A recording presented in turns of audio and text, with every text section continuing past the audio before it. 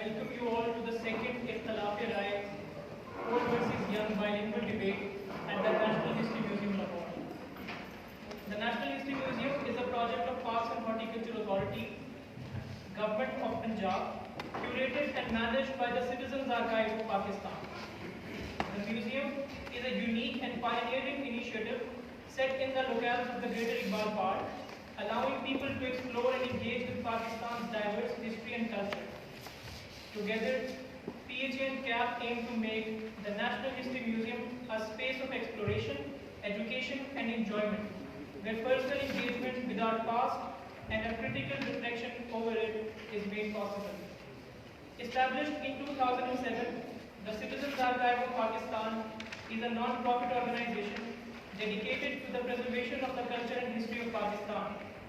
By digitizing and archiving historical narratives, CAP has effectively managed to foster awareness of our nation's history. As part of our aim to make the National History Museum a vibrant learning space where discourse can be generated, we are holding this debate today. The motion before the House is, this House believes that we should move past the pain of partition. इस ऐवान की राय में हमें तकसीम के घाव मुंदमिल कर देने चाहिए. Each speaker will be allowed 8 minutes to speak. In team proposition, we have Mr. Amar Ali Khan,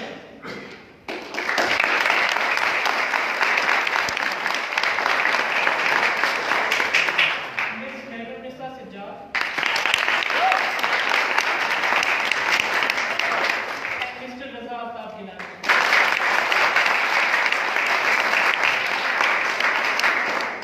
In team opposition, we have Mr. Ali Akbar Abbas Rizvi,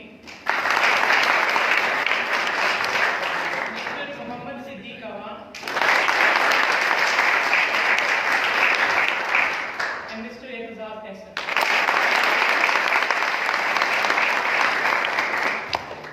मैं अब दावत देता हूँ अमार अली जान को कि वो आएं और इसमें मुआफ़क़त का मुक़दमा करें.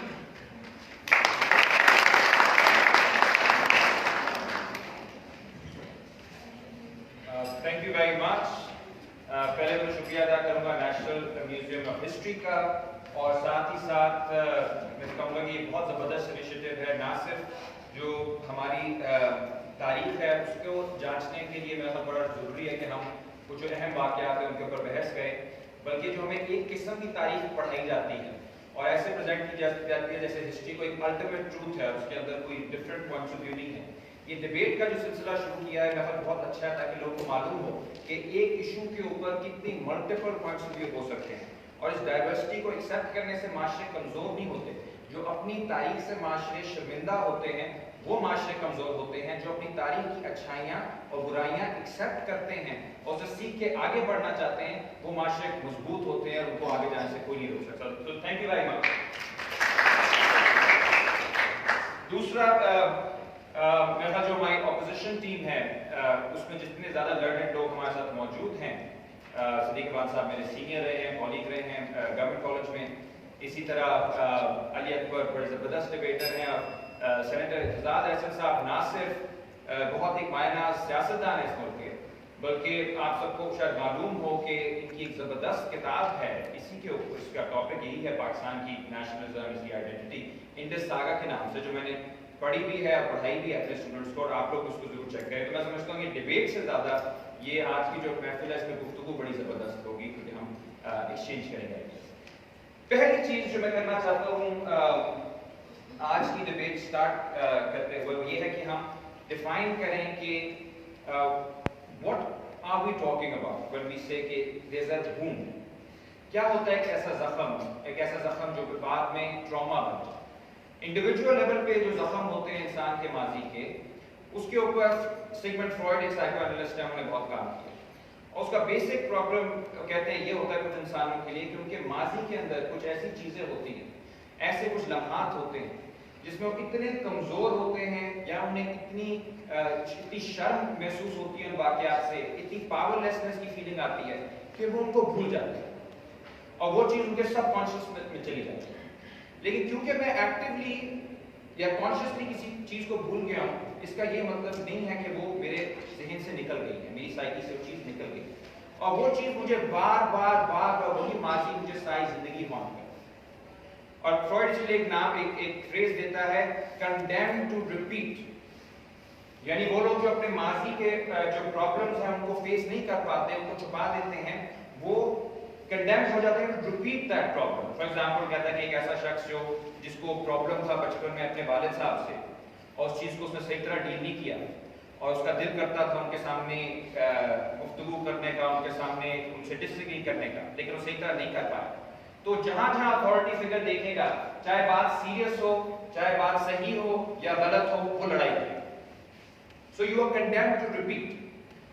Now the question is, this is at an individual level. What happens at a national level? What does it mean to have a national wound, a historical wound? ایک تاریخی مجموعی اجتماعی زخم کیا ہے؟ اور اس کے لیے اسی طرح کے ہسٹورینز کا، سائیکو اینالسٹ کا کام یہ ہے کہ اس کا تعلق ہے تین چیزوں سے: ہسٹری یعنی تاریخ کیا ہے، میموری ہماری یادداشت کیا ہے، اور پالیٹکس ہماری سیاست کیا ہے۔ ان تینوں سے مل کے یہ آپ کو ایک اپنے ماضی کا ایک تصور ملتا ہے۔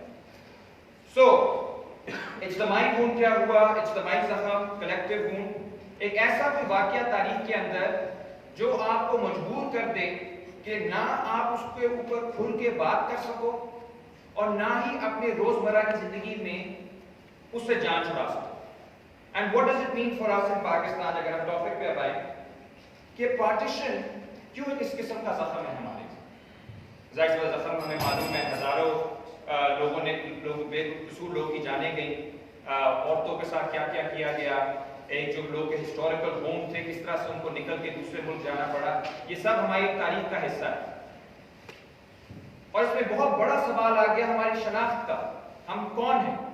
یہ ایک سوال برصغیر میں اتنی انٹینسٹی سے کبھی نہیں پوچھا گیا جتنا 1940s کے اندر پوچھا گیا۔ ہم کون ہیں؟ ہندوستانی کون ہوتا ہے؟ ہندو کون ہوتا ہے؟ دلت کون ہوتا ہے؟ مسلمان کون ہوتا ہے؟ پاکستان کیا ہے؟ یہ سارے سوال 1940s کے سوال ہیں، اور ان سوالات کے اندر ہماری آئیڈینٹی بن گئی، اور وہ آئیڈینٹی ایک طرح سے 47 کے وائلنس کے اندر بہت زیادہ مضبوط ہو گئی۔ میں مسلمان، تم ہندو، ایک ایبسولوٹ ڈفرنس۔ ٹھیک ہے، ایک وہ واقعہ ہو گیا، واقعات ہو جاتے ہیں، پاکستان بھی بن گیا، پاکستان ہندوستان حقیقت ہے، لیکن اس کے بعد کیا کرنا ہے؟ اگر ہم اس گونڈ سے نہیں آگے جا سکیں گے، وہ جو زخم ہے آج تک جو ہمارے ساتھ ہے نہیں جا سکیں گے، اسے جان نہیں چھڑا سکیں گے، تو ہماری شناخت کا حصہ رہے گا۔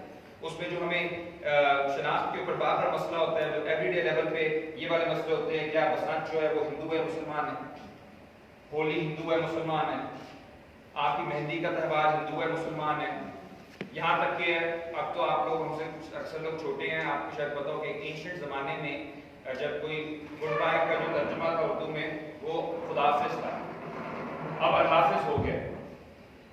یہ ایک انگزائٹی ہے روزمرہ کی کہ ہم کیا کہیں امپیور تو نہیں ہیں، کیا ہماری شناخت جو ہے وہ ختم تو نہیں ہو رہی، کیا ہم کوئی بارڈر کے اس پار کے لوگ تو نہیں بن گئے۔ اور اسی کی آپ کو شکل ملے گی آپ اپنی سیاست میں اپنے ملک میں اکثر کہتا ہوتا ہوں کہ پاکستان کی آزادی کے بعد جتنے بڑے بڑے لیڈران کے اوپر انڈیا کے ایجنٹ ہونے کا الزام لگا ہے، صادر رو کا الزام لگا، فاطمہ جناح پہ بھی لگا، یہ باچا خان پہ بھی لگا، یہ بھٹو صاحب پہ بھی لگا، یہ الطاف حسین پہ بھی لگا، یہ نواز شریف پہ بھی لگا، یہ محترمہ بینظیر بھٹو صاحبہ پہ بھی لگا۔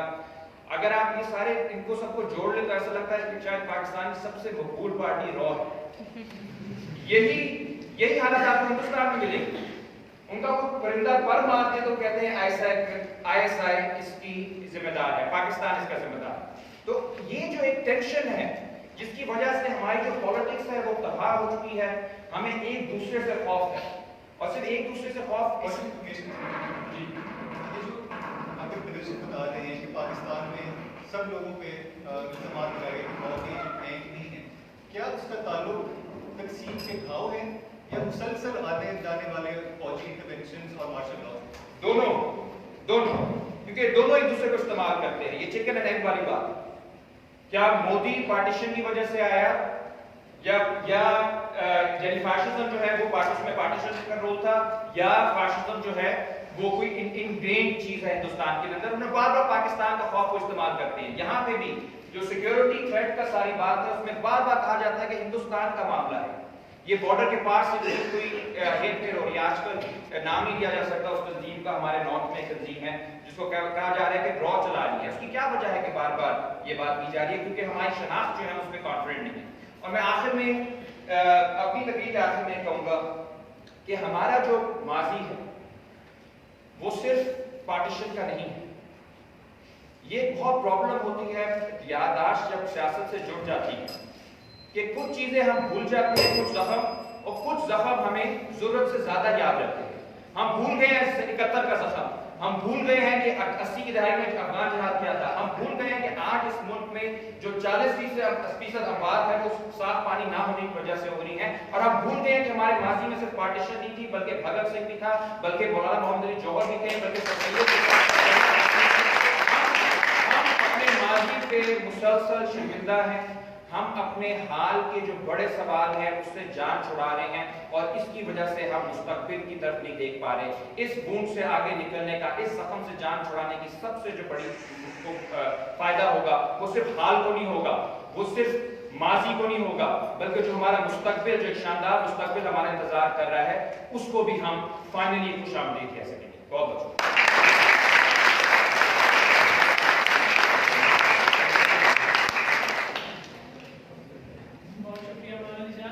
दावत देता हूँ अली अकबर अब्बास खिजरी को कि वो आए और हिज़्ब मुखालफत करते हैं।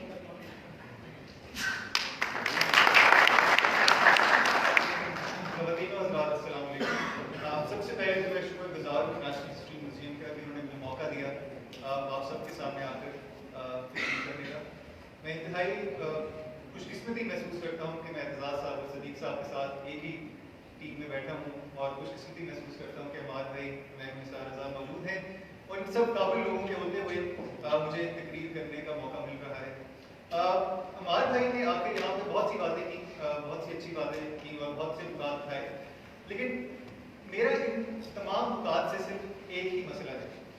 वो मसला ये है कि क्या ये सारे मसाइल जो उन्होंने गिनवाए हैं इनका ताल्लुक फ़कत 1947 में होने वाली तकसीम से ही है, या ये ऐसे मसाइल हैं जो कि माशरों में फिर भी पाए जाते हैं, ऐसे माशरों में भी पाए गए हैं जहाँ पे इस तरह की तकसीम नहीं हुई? तो ये वो सवाल है जिस पर हमें रोशनी डालने की जरूरत है, जिसको हमें समझने की जरूरत है।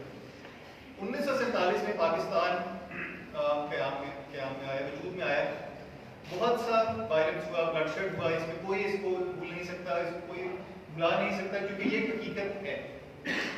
अब क्या इसकी बुनियाद पर ही पाकिस्तान के तमाम मसाइल पाए जाते हैं? क्योंकि मेरा जहाँ तक समझना है जो तमाम मसाइल जिसके मुवाफ़क़त की तरफ से गिनवाए गए उनकी वजह फ़कत तक़सीम हिंदुस्तान नहीं है, उनकी वजह हमारी नज़र में और मेरी नज़र में बहुत ज़्यादा यह है कि पाकिस्तान के अंदर जमहूरियत को पनपने का मौका नहीं दिया गया।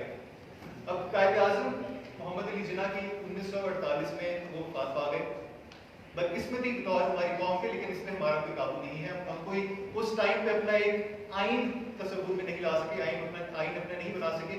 उसके बाद मुसलसल 56 में बाद में भी ज़ियाउल हक आ गए, 56 में मार्शल लॉ आया, 99 में मुशर्रफ साहब आ गए। हमने अपने मुल्क के अंदर जमहूरियत को पनपने नहीं दिया, और उसकी बुनियाद पर हम देखते हैं तमाम सियासतदानों पर इल्ज़ाम लगते रहे कि आप लॉ के एजेंट हैं। मोहतरमा फातिमा जिन्ना पर इल्ज़ाम लगा कि आप लॉ की एजेंट हैं, क्योंकि वो एक टोला जो कि आकर हमारे ऊपर खुद से मुसल्लत हो गया था, उसने हमारा इंटरेस्ट उस तरह से डिफाइन कर दिया। ठीक है, तकसीम के घाव को उन्होंने तकसीम के घाव को उन्होंने अपने एक मखसूस मकसद के लिए जरूर पूरा किया, लेकिन क्या इसका मतलब है तकसीम के घाव को हमें भूल जाना चाहिए? क्योंकि तकसीम के घाव को अगर देखा जाए तो उसमें हमें नजर आती है बहुत ज़्यादा कुर्बानी जो कि बहुत से लोगों ने अब इस मुल्क को कायम करने के लिए दी। उसको भूल जाना हमारी तरफ से, हमारे ख्याल में हमारी तरफ से दुरुस्त नहीं है, क्योंकि वो तमाम लोग हैं जिन्होंने हमें ये आज़ादी दिलवाने के लिए एक कोशिश की, एक जिद्दोजहद की, और उस जिद्दोजहद के बदले में हमें ये मुल्क हासिल हुआ। अब ये समझने की जरूरत है, जिस तरह उन्होंने बात की कि अगर कि पाकिस्तान में हमने माइनॉरिटीज को को हमने साइडलाइन कर दिया और इसका ताल्लुक तकसीम के घाव से है, मैं इससे इख्तलाफ करता हूँ। क्योंकि अगर हम देखें कायद-ए-आज़म मोहम्मद अली जिन्ना का पाकिस्तान के लिए विजन क्या था, उस विजन से विजन बहुत दूर है, लेकिन विजन क्या दिया गया था कि पाकिस्तान और हिंदुस्तान के ताल्लुकात दरमियान आपस में ऐसे होंगे जिस तरह अमेरिका और कनाडा के हैं, जिनके दरमियान कोई किसी किस्म की कोई हॉस्टिलिटी नहीं पाई जाती। कायद-ए-आज़म मोहम्मद अली जिन्ना का ये भी कहना था, जिस पर किसी को कोई इख्तिलाफ नहीं है, कि पाकिस्तान के अंदर माइनॉरिटीज को रिलीजियस फ्रीडम पाया दिया जाएगा। और पाकिस्तान का शुरू के अगर मिसाल देखें तो शुरू के साल में इस तरह के मसाइल मौजूद नहीं थे।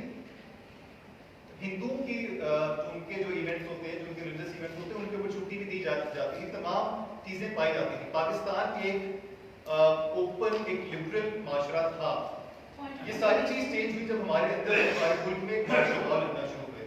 जब 1970 में हमने एक फैसला किया कि हमने अफगान शाह के जान और अपने मुल्क को इस्लामाइज करना है, तो हमारी नजर में ये तमाम जो मसाइल पाए जाते हैं, इनका ताल्लुक तकसीम के घाव से नहीं है, इनका ताल्लुक है आमरीत से। वो फौजी आमरीत जो कि बार बार हमारे ऊपर मुसलत होती रही, फैसला करती रही कि इस मुल्क को क्या सिमत देनी है और क्या सिमत नहीं देनी। अवाम की राय को ऊपर तक आने नहीं दिया गया, क्योंकि अगर अवाम की राय आने दी जाती तो हमारी नजर में हमारे हालात मुमकिन है कि बहुत मुख्तलिफ होते। मिसाल लेनी चाहिए, यहाँ पर मिसाल लेते हैं इंडिया। अब इंडिया में जमहूरियत पाकिस्तान से बेहतर तरीके में मुनसक है, भारत की जमहूरियत हमसे बहुत बेहतर है। भारत के अंदर बहुत से मसाइल पाए जाते हैं, इसमें कोई शक नहीं है कि माइनॉरिटीज के हालात वहाँ पे ज्यादा बुरे हैं, लेकिन एक कानूनी एतबार से माइनॉरिटीज को वहाँ पे फिर भी एक ज्यादा प्रोटेक्शन है। जमहूरियत की वजह से उनकी जो आवाज है वो फिर भी ऊपर वाले ऐवानों तक पहुंच जाती है, जो कि अब शायद पाकिस्तान में होना शुरू हुआ है, इंडिया में बहुत पहले से हुआ है। तो हमारी नजर में फर्क जो है वो जमहूरियत के होने या ना होने का है। जमहूरियत जहाँ पे आने नहीं दी गई, उसकी वजह से हमारी नजर में मसले मसाइल पैदा हुए हैं। अब आइए चलते हैं हमारे मुस्बत मुकदमे की तरफ। हमारे मुस्बत मुकदमे में एक अहम नुकता है जिसकी मैं बात करूँगा कि हमें समझना चाहिए कि पाकिस्तान जब कायम हुआ तो उसकी डायरेक्शन क्या थी। अब पाकिस्तान को जब कायम हुआ उसकी डायरेक्शन वही जो कायद-ए-आज़म मोहम्मद अली जिन्ना ने सेट की, वो एक ओपन और एक लिबरल माशरे की थी। On that point, sir, आपने जमहूरियत की इम्पोर्टेंस की बात की है, is it not the army that in order to justify its over-dominant role in our politics has constantly played on our fears towards India and the paranoia of an attack from India in order to justify overriding democracy always? No, I think the real problem in this case is that history has not been presented to us in the correct way, which Dr. Amar also talked about. So if you talk about the horrors of the partition, we've been told they were one way. So Indians and Hindus and Sikhs were the ones who were constantly massacring Muslims. However, it was the other way around as well. Let's be open and frank about it. We the Muslims killed a lot of Sikhs, raped their women as well, the same way they did to us. The problem in this case is not of the horrors of the partition, but the selective nitpicking of history and presenting it in your own favor, which we feel really happened when the military took over. And now, slowly and gradually, we feel that the military's influence will go away once democracy starts evolving. We feel that we should let that happen, and we should let history take its own course. We should let the consensus amongst the people and the discourse within the people take its own course and decide which direction to take. We believe all of this should happen naturally and not through an artificial means by which you will be selectively removing parts of history from your books, because then that's the same. They were selectively put in, you're selectively removing them. We believe that let general conscience of the nation decide itself what ought to be considered important and what not ought to be considered important. We believe that we ought to learn from history. We realize that the partition of Pakistan and India was one that was filled with a lot of bloodshed. We realize that is problematic. We should learn from it and try to make sure that the same bloodshed is not repeated in the future if there is a demand, if there is a further demand for the right of self-determination from further people within Pakistan. Now this might be hard to forget, but there are certain people within Pakistan that are asking for separation, and they have genuine grievances against the state. Now, we believe that once that we've seen this partition, how the partition of Pakistan 1947 had a lot of problems with it. There was a lot of bloodshed.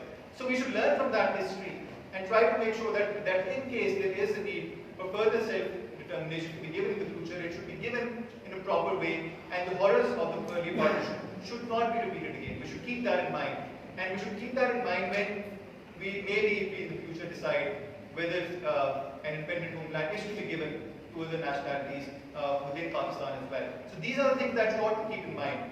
Remember that Pakistan, we got to Pakistan through a lot of sacrifice. Remember that, savor that, and cherish that. And remember that if anyone else within Pakistan does ask for independence, do not repeat what you did in the past, because then there's a lot of bloodshed and there's a collective stain on the conscience of us all. Remember the past, learn from it, and do not repeat the mistakes again. Thank you.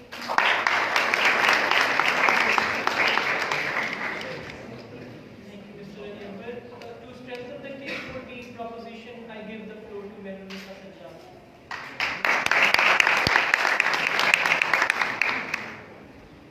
First of all, I would really like to thank the organizers of this debate for starting such a great initiative and also for giving me the opportunity to learn from such brilliant people all around and to engage on a topic that is still very relevant nationally to us. Firstly, I'd like to clarify that this debate is not about whether partition should have happened or not. This debate is not about whether Jinnah was right in his ideology of Pakistan or not. This debate is about whether the wound that partition opened and the trauma that we have faced relating to partition, whether we should disengage ourselves from that trauma and try to move forward. Because when we are very emotionally charged about a particular topic, and when we are so reluctant to divorce ourselves from all our emotions and all our feelings or our nationalism concerning a particular topic, that kills our rationality and that kills our ability to objectively view the situation and view the facts and then come to a solution about the main and most grave issues that face India and Pakistan today. So, I mean, team opposition, first speaker, they spoke about how the main problem in Pakistan has been that democracy has not been allowed to flourish. I would like to point out that it is constantly the military in Pakistan that has used this fear factor from India and used and exploited identity politics within Pakistan and oversold and created this threat from India to justify its dominant role in governance. And this is why democracy has not been given a chance to flourish in Pakistan. I will be talking to you basically about three things today. Firstly, I will be talking to you about why it is important to move past the pain of partition, to move forward towards a more stable region and stability and security for India and Pakistan. Secondly, I will be talking to you about how the partition has overdetermined our state's trajectory and why we need to disengage from this in order to move towards a better internal situation within Pakistan. And lastly, I will talk to you about what I think India and Pakistan should do in the future that is in the best interest of both their respective populations. Now, firstly, moving forward. History is an ever-evolving process. We accept our past and we move forward. We do not let our past paralyze our national responses to issues facing us 60 years later. We cannot refuse to acknowledge the problems that lie between India and Pakistan. We cannot refuse to acknowledge that Kashmir is a very pressing issue that needs to be resolved. We cannot let our egos get in the way of solving the water crisis, which threatens to leave so many people without something that is a basic right. And my point over here is that only if we step aside from state-sponsored historical reconstructions from both sides, India and Pakistan, it's only if we are able to analyze the current facts from a very objective and isolated point of view that we will be able to solve these issues that affect all our citizens right now. And this can only be done in isolation. These issues like Kashmir, like the water crisis, they can only be solved if both the countries are driven by a sole desire to do right by the people who are existing and alive today. by the citizens of Kashmir, by the Jawans guarding the borders who lose their lives in ego battles and skirmishes every single day, and doing right by the people who are used as bargaining chips so often on both sides of the border. And in order to do this, we need to put aside our desire to avenge the injustices done in the past. We must be objective in answer. We must be objective with how we approach the problems that face us today and how we strive towards a solution for these. Secondly, it is as a country that has not managed to provide a basic minimum standard of living to most of its citizens in terms of education, in terms of healthcare, in terms of welfare. How can we justify the amount that we spend on our military budget? And the reason and justification for this is again rooted in that mood of partition. We use that again and again to exemplify, to exaggerate the fears from the other side of the border. I'm not saying it is just Pakistan that does it, India does it too. But constantly that is what is being used. It's that fear factor that is being used to justify spending billions and billions on nuclear weapons, spending billions and billions on the military, and not prioritizing the welfare of your people who are in need of some action by the state and a realization of the state that they must put history aside to do right by the people under their sovereignty and under their jurisdiction right now. And this is another reason why it's really important to move past partition. Lastly, when we talk about what in the future India and Pakistan should do, there is a need to balance the aspirations of different sections of citizens and find a space for religion within the contours of the Pakistani state that provides space to everyone, that does not leave any minority feeling vulnerable in Pakistan, that does not exclude large sections of our population based on their religious identity. Because this is not just making sure that we all hate India, but it's also making sure that there's a lot of civilian hostilities within Pakistan as well, and that's not doing us any good. If you look at France and Germany, for example, they fought 3 wars, arguably more bloodstained than partition between the 1870s to the mid-20th century. And today, both countries, and I mean, they fought these wars over this piece of territory called Alsace-Lorraine, which was part of their competition for regional dominance at that time. They've managed to move past 70 years of bloodshed.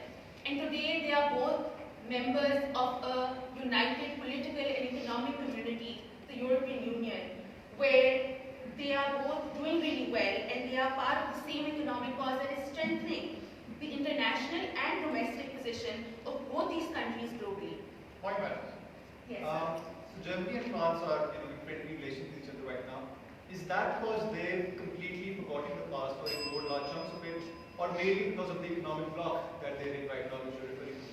The reason that they're in an economic bloc right now is because they've managed to move past their past. They've managed to accept their past and move forward and realize that they are now a century away from that, and they're not forgetting their past, they're not rewriting their past, but they've realized that now, in order for the welfare of the people living within our respective borders right now, presently, it is in their welfare and in their interest for us to cooperate and come together, and that is the vision that I see for India and Pakistan that will drive the subcontinent towards becoming leaders for maintaining global security within the South Asian region. If India and Pakistan were to cooperate, not just in terms of economics, but also in terms of strategically defending and combining their policies and the way they expand in South Asia and the way they further the aims of South Asia globally, I see a very bright union, because it is a bloc of countries that were at loggerheads with each other in the past, but they managed to move aside and move past that wound and managed to come to a point where they can look past that and they can say that we want to do what is right by our people right now. So move past the pain of partition, do right by the people of Pakistan, by the people of India, by the people of Kashmir, by the soldiers dying on the border to fight our trivial ego battles on a daily basis. Thank you.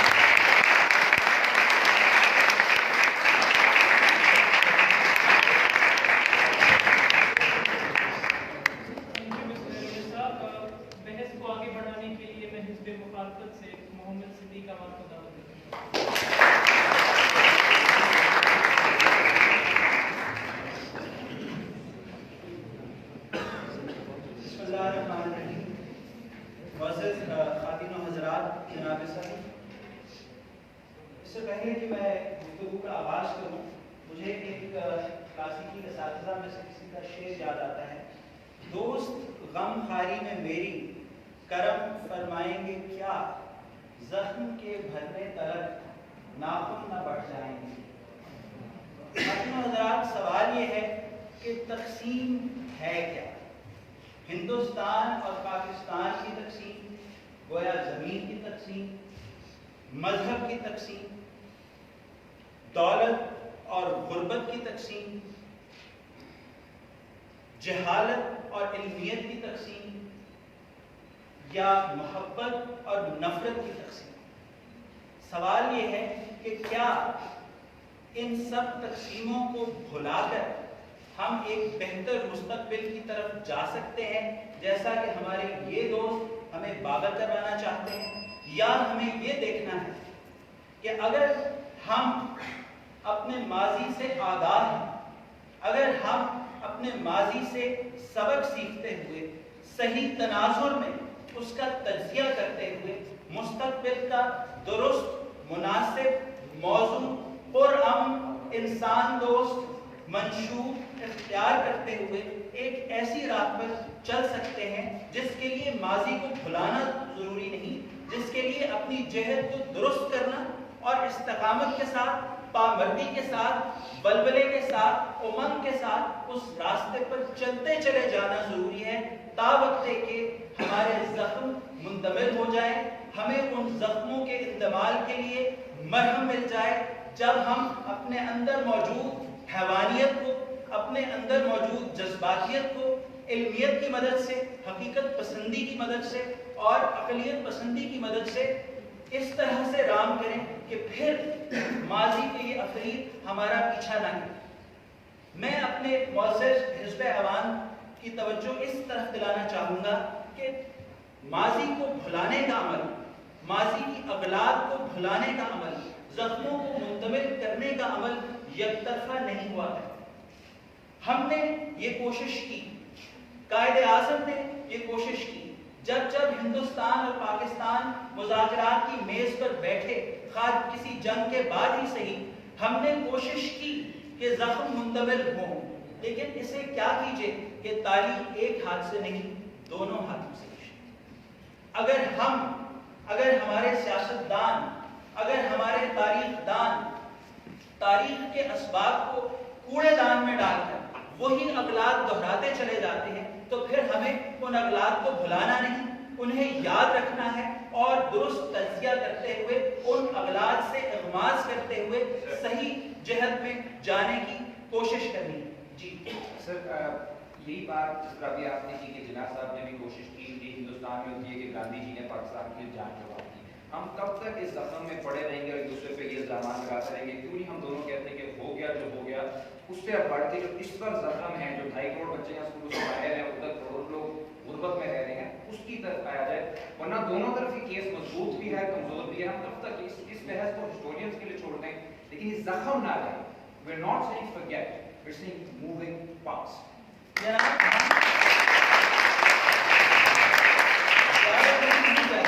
ابھی چند ہفتے پہلے ہندوستان اور پاکستان کے بیچ جو ایک فضائی مناقشہ ہوا، اس کے دوران اور اس کے بعد پاکستان کے وزیر اعظم نے آپ سے کیا کہا کہ ہماری امن کی خواہش کو ہماری کمزوری نہ سمجھا جائے۔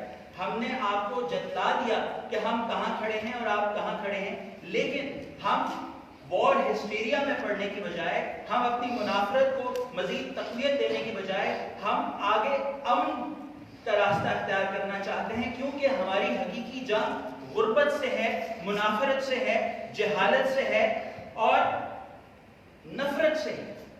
لیکن اس کا جواب ہمیں کیا ملا؟ ہم نے جب ان کا پائلٹ واپس کر دیا تو اس کے بعد کیا line of control per firing رک سکی؟ کیا مقبوضہ کشمیر میں کشمیری، میں مسلمان ہی کہوں گا، انسانوں کو قتل کرنا بند کیا جا سکا؟ کیا یک طرفہ طور پر مرہم کیا جا سکتا ہے، منتقل ہو سکتا ہے؟ یہ میں سمجھنے سے قاصر ہوں، آپ میری رہنمائی کیجیے۔ آپ اس بات سے اگری نہیں کرتے کہ کشمیر کے اندر انڈیا اور پاکستان دونوں نے اس ٹیریٹری کو یوز کیا to play out their vested interest and to use various intimidation tactics?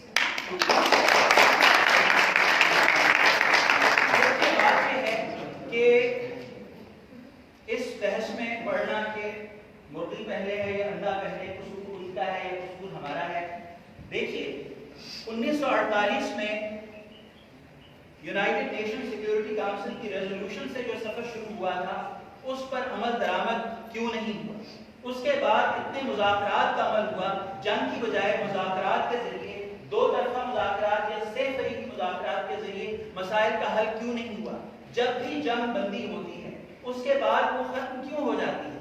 इसलिए कि हम तारीख से सही सबक नहीं सीखते, और ये मामला सिर्फ वज़राए आज़म का नहीं या हुकूमतों का नहीं, ये अवाम का नहीं, क्योंकि हम गलत नताइज अखज़ करते हैं, क्योंकि हम ये समझते हैं कि लड़ाई मसले का हल है, क्योंकि हम ये समझते हैं कि हथियार मसले का हल है। अगर हम ये जानें कि तकसीम से 1947 में भी हमें दुख पहुंचा और आज तक दुख पहुंच रहा है, तो हम मजहब को बुनियाद बनाकर, रंगो नस्ल को बुनियाद बनाकर, फिरका वारियत को बुनियाद बनाकर, अमारत और गुर्बत को बुनियाद बनाकर तकसीम दर तकसीम न करते चले जाएं, बल्कि एक दूसरे के करीब और अमन तरीके से अपने इख्तिलाफात को मुज़ाकरात की मेज पर रखकर हल करते हुए आगे बढ़ें, क्योंकि ये हम सबके मफाद में है, ये उनके मफाद में है, ये मेरे मफाद में है, ये आप सबके मफाद में है। ये हमें कौन सुझाएगा? क्या हम माजी को भुला दें, या माजी के घाव हमें मजबूर करेंगे कि इतना खून बहा, उधर के लोग मरे, इधर के लोग मरे, हम अब और अमवात बर्दाश्त नहीं कर सकते, हम और लाशें नहीं उठा सकते, हम और लाशें नहीं दफना सकते। हमें थर के बच्चों की तरफ देखना है जो आज मैल न्यूट्रिशन की वजह से 21st सेंचुरी में पाकिस्तान जैसी न्यूक्लियर पावर, उसके मुल्क का एक हिस्सा ऐसा है जहां बच्चे मैल न्यूट्रिशन की वजह से या जान बचाने वाली अद्वियात न होने की वजह से मर रहे हैं। तो हमें ये देखना है कि इसका हल क्या है, कि हम अपना बजट, अपना सरमाया, अपनी तवानाई, अपनी सोच मसाइल की हल की तरफ लगाएं। क्यों? जैसा कि माजी में हमने गलतियां की, अगर हम वो गलतियां आज दोहराते चले जाएंगे तो कभी भी हमारे मसाइल हल नहीं होंगे। हमें अगर माजी के भंवर से निकलना है तो हमें सही जहद की तरफ बढ़ना होगा, मगर सही तज्जिए के साथ। इसके लिए हमारे अवाम को बिलखुसूस सियासतदानों की रेटरिक से निकलकर इंसान दोस्ती का अलम उठाते हुए, मोहब्बत के नगमे गाते हुए, माजी को याद रखते हुए मुस्तकबिल में एक मुख्तलिफ राह इख्तियार करनी होगी। जैसा कि let me end my speech by a quote from Robert Frost. There were two roads leading to the woods, and I took the one less traveled by, and that is what made all the difference. So ladies and gentlemen, let us make the difference for the destiny of the two nations, that is India and Pakistan, for the future of our young generations, so that we can live together in peace, in harmony and in love. Thank you very much.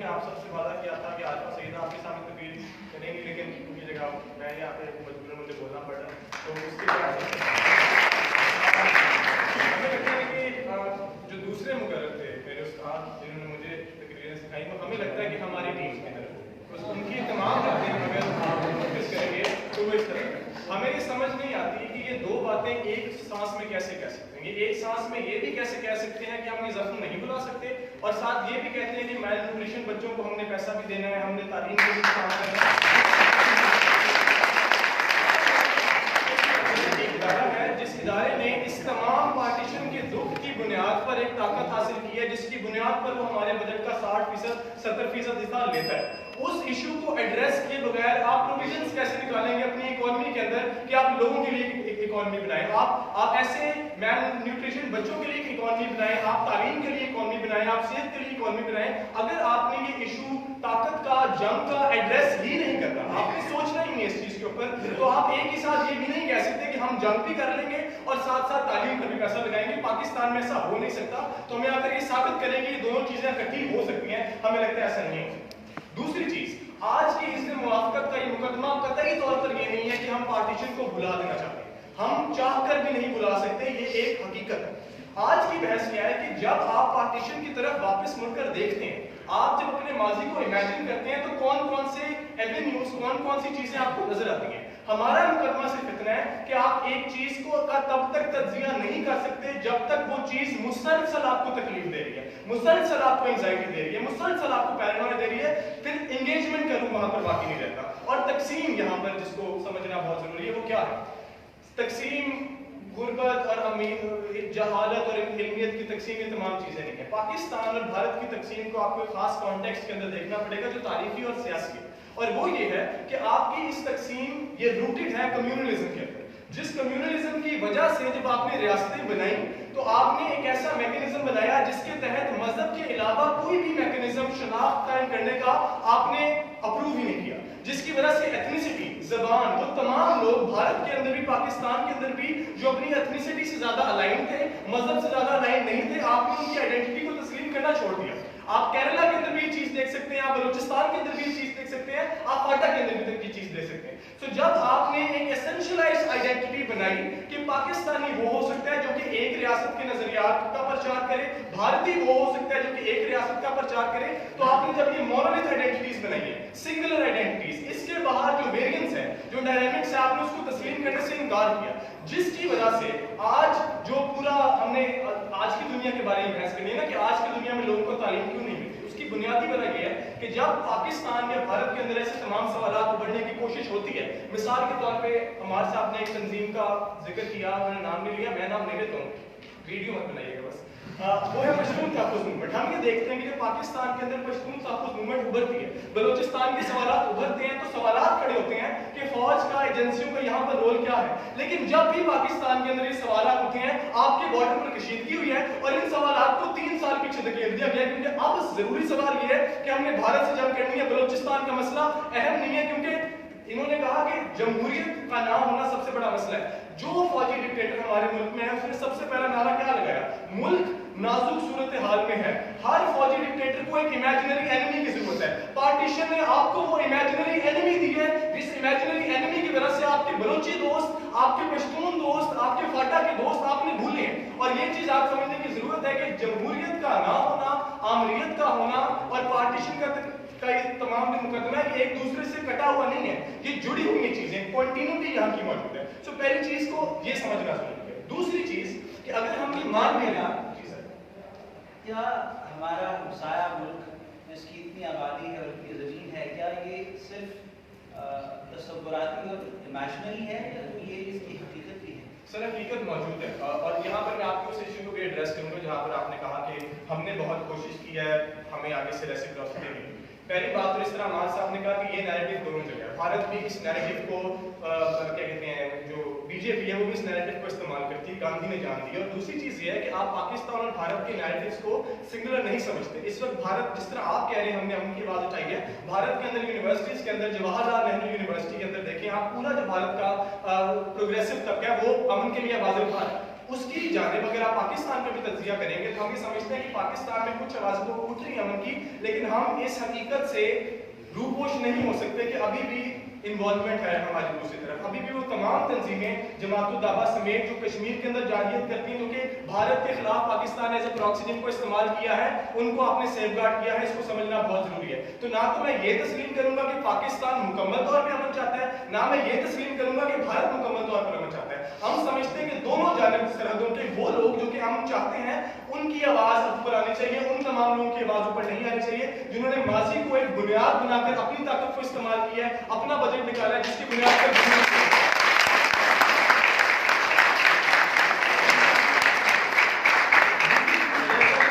تسلیم بھی کر لیں کہ تقسیم کے زخم منتقل نہیں ہو سکتے. تو ہمیں لگتا ہے کہ جس पाकिस्तान में तकसीम के जख्मों को कंटेक्चुअलाइज किया गया वो हिस्टोरिकली इनएक्यूरेट। जो सबसे बड़ी प्रॉब्लम है वो ये है कि जब आप पार्टीशन की बात करते हैं तो आप सारा इल्जाम हिंदू बनने पर लगाते हैं कि उससे हमने आज़ादी हासिल की है। जो एक सबसे बुनियादी एक्टर आपका बाइज्जत बरी हो जाता है वो है बरतानिया।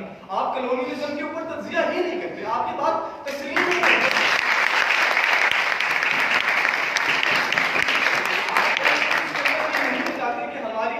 भारतीयों हिंदुओं से हमने आजादी हासिल नहीं की, हमने बरतानवी साम्राज्य से आजादी हासिल की है। और वो बरतानवी साम्राज्य वो है कि जिसने जो प्राइवेट प्रॉपर्टी इस खित्ते के अंदर इंट्रोड्यूस करवाई, उसी प्राइवेट प्रॉपर्टी का फायदा उठाते हुए पोस्ट कॉलोनियल रियासतें बनी है। वो तमाम पंजाब के जागीरदार जो कि बरतानिया से ये तमाम जमीनें लेकर बैठे हुए थे, जब तक आपने इस पूरे अमल पर तनकीद नहीं की तो वो जो ताकत बरतानवी दौर में पंजाबी जागीरदारों के पास थी वही ताकत ट्रांसलेट हुई पाकिस्तान के अंदर। क्योंकि जब आप अपने माजी को देखते थे तो आपको बरतानिया तो याद ही नहीं आता था, आपको सिर्फ एक हिंदू याद आता था। तो हमें ये लगता है कि जब तक आप इस हिस्ट्री का, इस पार्टीशन के जख्मों का इस तरीके से तज्जिया नहीं करेंगे एक प्रोसेस के अंदर, और उस प्रोसेस का तज्जिया एकेडमिकली स्कॉलरली आप सिर्फ तब कर सकते हैं जब आप ये तस्लीम करेंगे कि ये चीज हमें कांस्टेंट पैरानोया नहीं दे रही, ये चीज हमें कांस्टेंट एंजाइटी नहीं दे रही। इस चीज को हाथ लगाते हैं तो तकलीफ नहीं होगी। हम ये नहीं कह रहे कि इस चीज को भूल जाएं, हम भुला सकते नहीं है, क्योंकि ना हम कत्ल को भुला सकते हैं, ना हम पैसे को भुला सकते हैं, ना हम इन तमाम चीजों को भुला सकते हैं। लेकिन मूव फास्ट करने का मतलब क्या है कि हम इस चीज पर रुकेंगे नहीं। उस पार्टीशन के बाद पाकिस्तान के पास एक नया सवाल था बंगाली शराब का। आपने नहीं सोचा, आपने बांग्लादेश को अलग करवा दिया। आज नए सवाल आते हैं। आज सवाल ये है कि वो आम मजदूर पाकिस्तान के अंदर जो काम करता है उसको इस चीज की परवाह नहीं है कि हमने किससे 47 में आजादी हासिल की है। उसको इस चीज से परवाह है कि मुझ पे जब टैक्स लगता है और मुझे टैक्स इवेजन के जुर्म के अंदर जेल में डाला जाता है, तो मलिक रियाज जब हमारी जमीनों पर कब्जा करता है तो वो 450 लाख रुपया देकर सुप्रीम कोर्ट के हाथों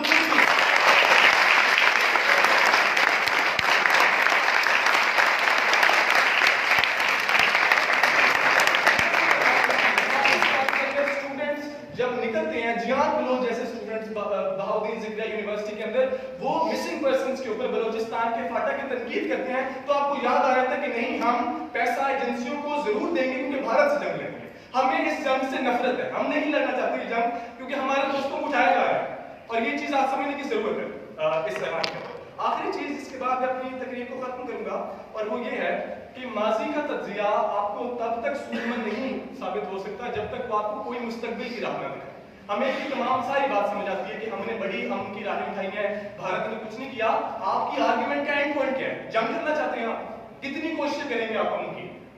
अगर भारत का मोदी का जवाब ये आता है कि हमने नहीं अमन करना, आपका रिस्पॉन्स इनके मुताबिक है कि अब हम जंग लड़ेंगे, तो एंड पॉइंट आपके पास भी कोई नहीं है। आप मुस्तकबिल की राह नहीं दिखा रहे। हमारे पास जो मुस्तकबिल की राह है वो ये है कि आप, जो इन्होंने भी शुरू में कहा कि we need to give the power back to the people, they need to decide, ये तब तक नहीं हो सकता जब तक आप इस पैरानोया से बाहर नहीं निकलते। क्योंकि जब तक आप ये चीज तस्लीम नहीं करेंगे कि माजी में हिंदुओं के अलावा एक बरतानवी साम्राज्य मौजूद था, तब तक आप सीपैक का सही तज्जिया नहीं कर सकते कि पाकिस्तान के अंदर वो किस तरह आमद दरामद करेगा। आप बलूचिस्तान का ठीक तज्जिया नहीं कर सकते, क्योंकि जो रिश्ता हमारा बरतानवी साम्राज्य के साथ था, माजरत के साथ, गिलगित बल्तिस्तान का, आज वो रिश्ता रियासत पाकिस्तान के साथ।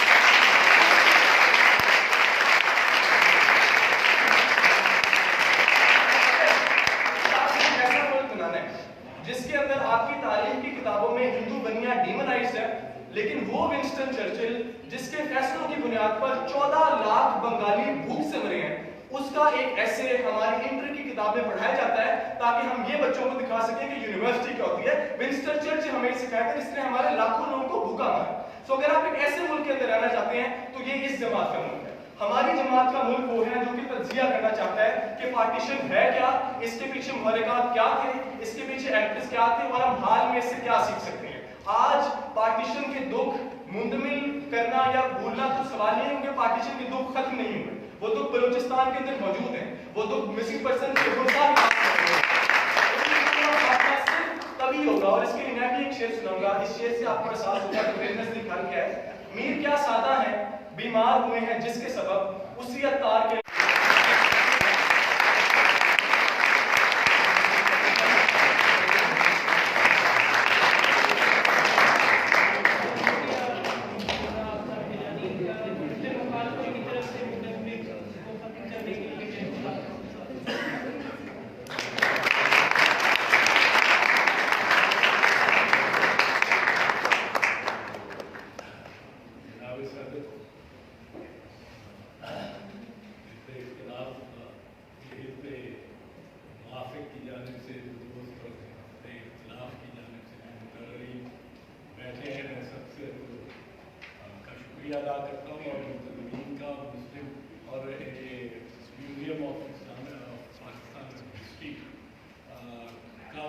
शुक्रिया अदा करता हूँ कि मुझे यहाँ मजबूर किया गया। जिस हद तक जोश और जज्बे के साथ बड़े तवाना ख्यालात का इजहार यहाँ होगा, ये मुझे सच्ची बात है तो नहीं थी। बहुत ज़्यादा इससे मुझे तासुर एक बहुत रोशन पाकिस्तान का नजर आया है, क्योंकि आपके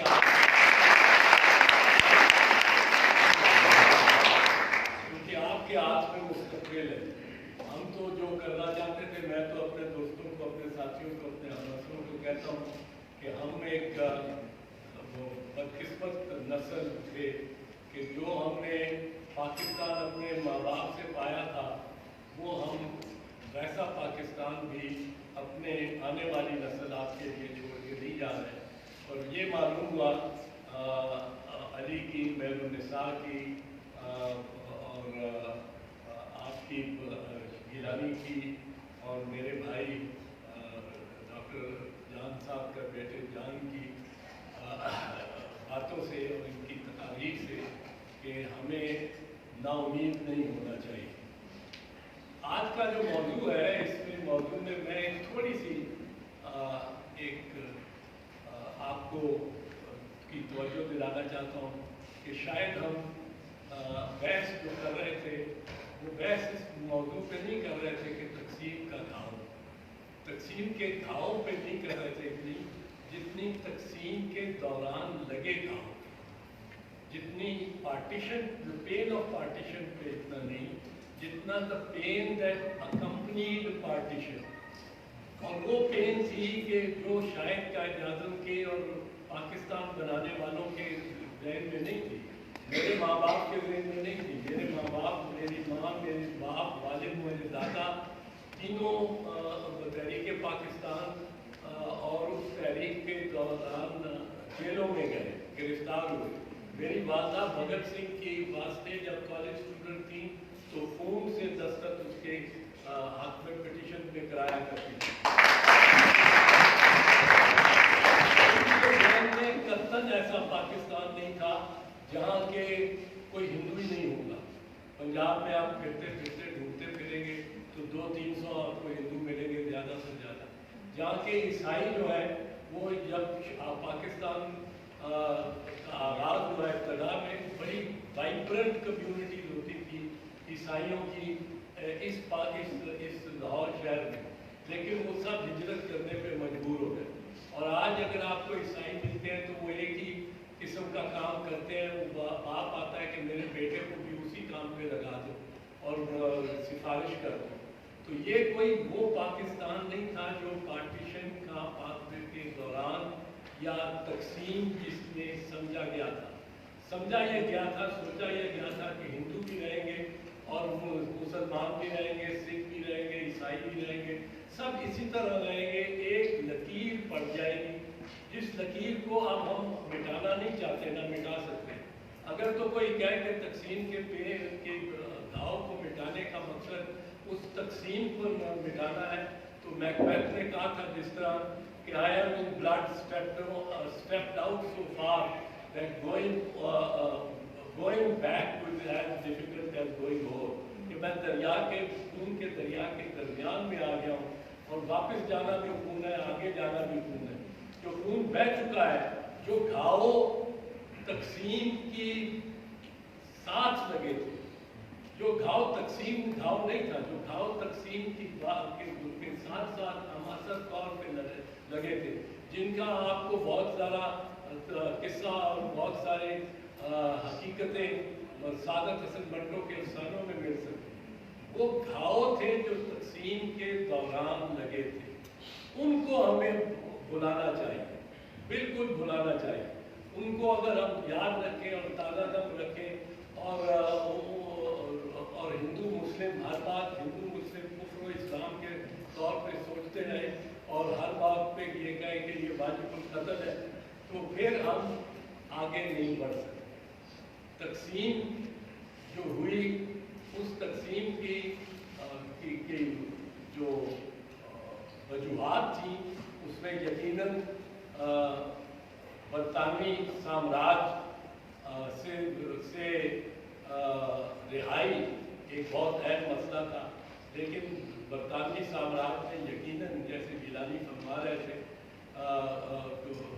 ये बड़ी बड़ी चालाकियाँ की। रैडक्लिफ अवार्ड के तहत कश्मीर को एक मुस्तकिल तनाज़ा बना के और छोड़ गया हिंदुस्तान पाकिस्तान के दरमियान। इसी तरह उसने डिवाइड एंड रूल की जो पॉलिसीज अपनाई, उसमें उसने हिंदू और मुस्लिम के तज़ाद को बरतानवी और नेटिव यानी नौ आबादी का जो पिसा हुआ इंसान था वो हिंदू था, सिख था, मुसलमान था, बल्कि ईसाई भी था, उसको और उसका जो तदाद था बरतानवी इंडस्ट्री के साथ, बरतानवी मैनचेस्टर के साथ, जहाँ उसका खाम माल जा रहा था और जहाँ उसकी सारी दौलत जा रही थी, उसको उसने बड़ी खूबी के साथ हिंदू मुस्लिम तदाद बना दिया। हिंदू मुस्लिम तदाद इस हद तक तो ज़रूरी था कि तकसीम होती, लेकिन इस हद तक ज़रूरी नहीं था कि तमाम हिंदू यहाँ से भागने पर मजबूर हो जाते और तमाम बहुत सारे मुसलमान हिंदुस्तान से हिजरत करने में मजबूर हो जाते। ये घाव थे जो तकसीम के दौरान लगे थे, इनको हमें भुलाना चाहिए और इनको हमें चाहिए कि हम एक दूसरे से मिलके सिविल सोसाइटी जितनी ज़्यादा मिलेगी, जितने ज़्यादा पॉपुलेशन आवाम हिंदुस्तान के और पाकिस्तान के मिलेंगे, आपस में वीज़ा फ्री रजीम होनी चाहिए पाकिस्तान और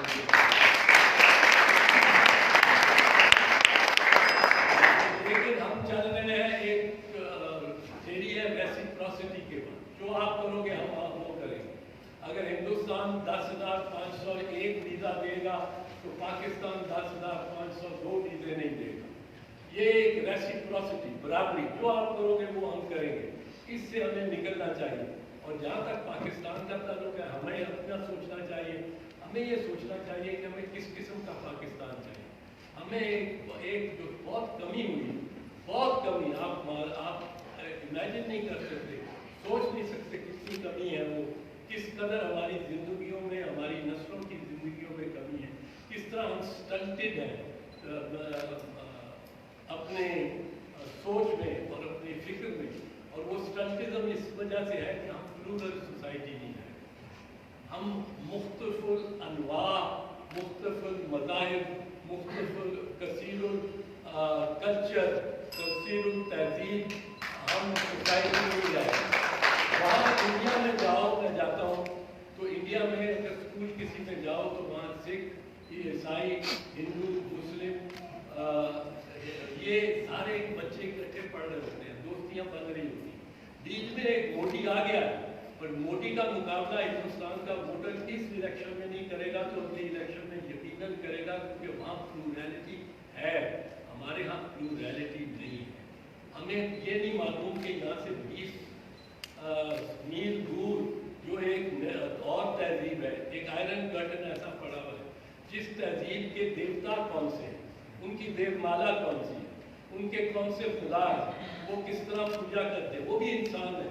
अगर 1 अरब इंसान है, मुसलमान है, 1 अरब से ज़्यादा मुसलमान है दुनिया में, तो 1 अरब हिंदू है, 2.5 अरब ईसाई है, इसी दुनिया पे बसते हैं, इसी कुराए अर्ज़ पे, इसी छोटी सी ज़मीन पे बसते हैं। तो हम चाहिए था कि प्लूरैलिटी हो और दूसरे की सोच को, अगर हम घाव भुलाना चाहते हैं पार्टीशन का, तो हमें दूसरे की सोच को अपनाना और मानना और समझना और बर्दाश्त करना ज़रूरी है। वरना दो मुतज़ाद सोचें हैं। पाकिस्तान जब बना था तो ये मैं आखिर में कहता हूँ, उधर से सिग्नल भी मिल गया बच्चे बेटी से, तो वो आखिर में कहता हूँ दो मुतज़ाद सोचें। एक सोच एक कव्वाली की शुरूआत में थी और वो सोच वो कव्वाली हमीद पिंटो कव्वाल थे उनकी थी, जब पाकिस्तान नया बना 1947 में, तो कव्वाली थी पंजाब लिया सरहद लिया बंगाल लिया आसाम लिया, पंजाब लिया सरहद लिया बंगाल लिया आसाम लिया, पंजाब लिया सरहद लिया बंगाल लिया आसाम लिया, एक हिंद का टुकड़ा बाकी है, बस सुबह लिया या शाम लिया।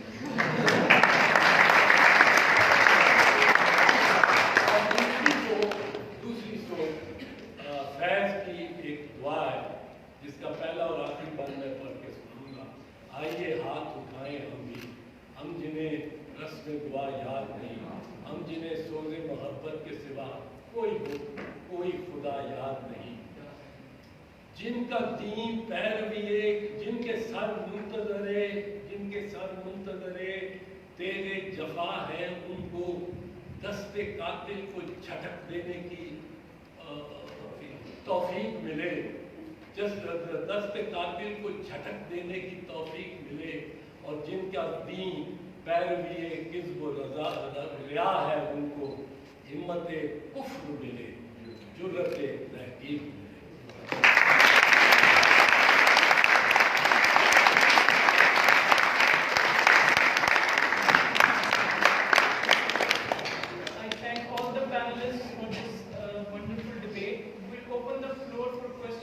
Session now, so if anyone in the audience has a question, they can raise their hands and ask. मेरे साथ छोटे-छोटे से सवाल हैं। पहले तो इसमें मुआफ़िक़ की तरफ बढ़ते हैं।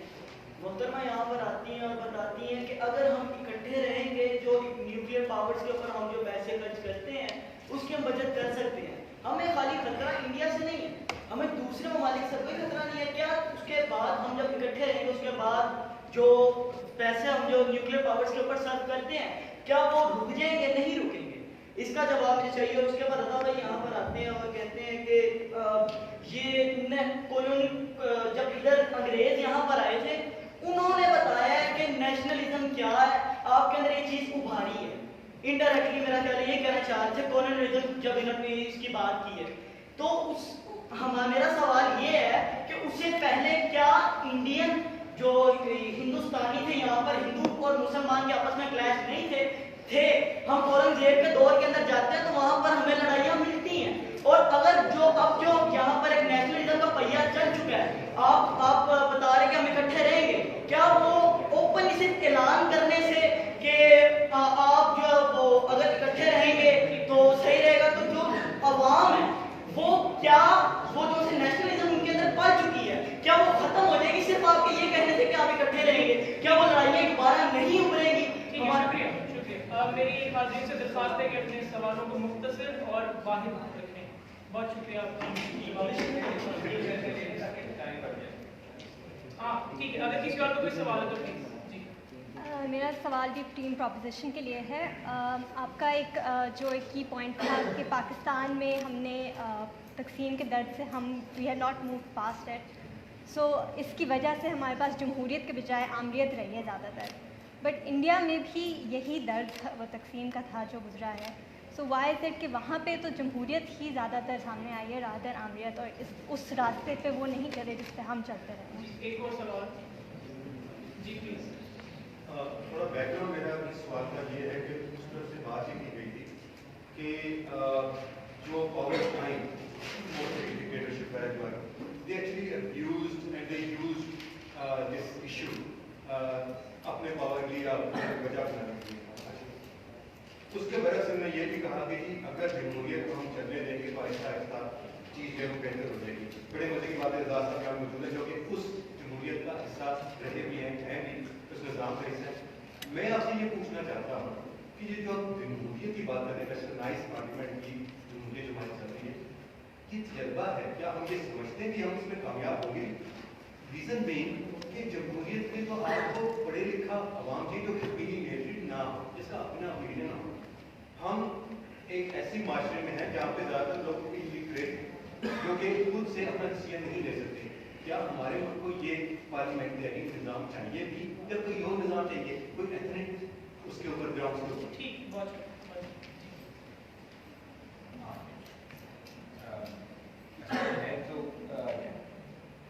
ये बात करूँगा, इसकी बात नहीं है, पहले इंडिया वाली बात की।